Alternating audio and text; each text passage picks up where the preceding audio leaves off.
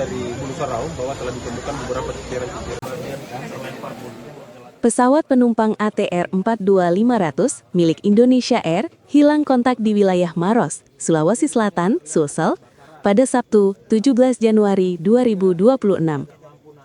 Nama-nama kru dan penumpang pesawat itu pun sudah disampaikan kepada publik. Daftar nama itu terdiri dari 8 orang kru dan 3 orang penumpang.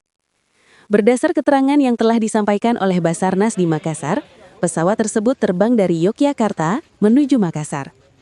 Sebanyak 3 penumpang yang masuk dalam manifest pesawat itu terdiri atas penumpang bernama Dede, Ferry, dan Yoga.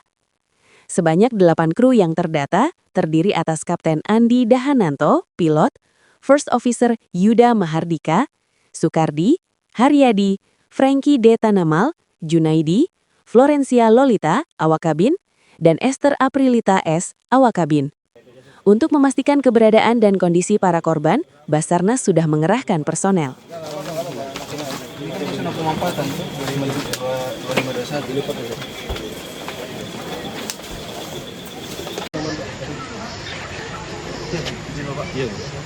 Assalamualaikum warahmatullahi wabarakatuh. Selamat sore.